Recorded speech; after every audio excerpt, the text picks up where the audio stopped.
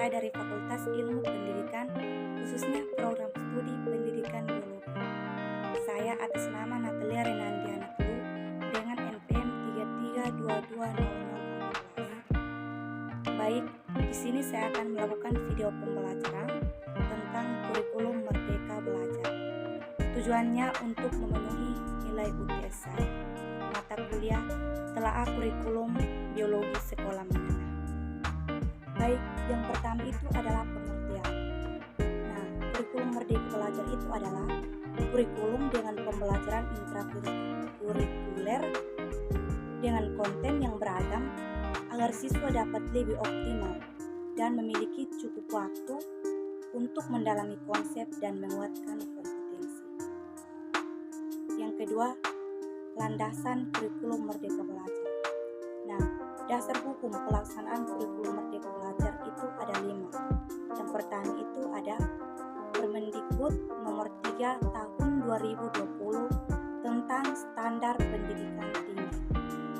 Yang kedua ada Permendikbud nomor 4 tahun 2020 tentang perubahan perguruan tinggi menjadi perguruan tinggi berbadan hukum.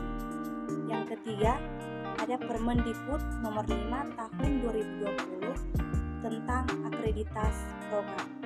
Yang keempat, Undang-Undang nomor 2020 tahun 2003 tentang Sistem Pendidikan Nasional.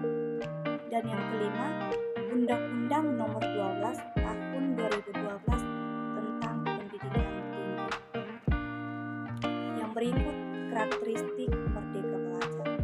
Nah, karakteristik kurikulum Merdeka Belajar itu fokus pada materi esensial sehingga lebih mendalam, waktu lebih banyak untuk pengembangan kompetensi dan karakter melalui belajar kelompok seputar konteks nyata atau proyek penguatan profil pelajar Pancasila. Yang berikut ada implementasi kegiatan pembelajaran di dalam kelas. Nah, kurikulum Merdeka Belajar dapat diimplementasikan di berbagai kondisi satuan pendidikan karena prinsip pembelajaran dalam kurikulum Merdeka Belajar adalah pembelajaran yang menyesuaikan kebutuhan, pencapaian dan konteks murid serta kondisi satuan pendidikan sehingga implementasi bisa bertahap. Ada beberapa opsi implementasi dalam kurikulum Merdeka Belajar, yaitu yang pertama ada mandiri belajar, yang kedua ada mandiri berubah, dan yang ketiga itu ada kategori mandiri berbagi. Yang berikut ada sistem penilaian, di mana sistem penilaian dalam kurikulum Merdeka Belajar itu dibagi menjadi 7. Yang pertama ada observasi, yang kedua ada penilaian kinerja, yang ketiga ada penilaian proyek, di mana penilaian proyek itu merupakan penilaian yang dilakukan terhadap suatu tugas yang harus diselesaikan dalam periode atau jangka tertentu. Yang keempat ada penilaian tes lisan.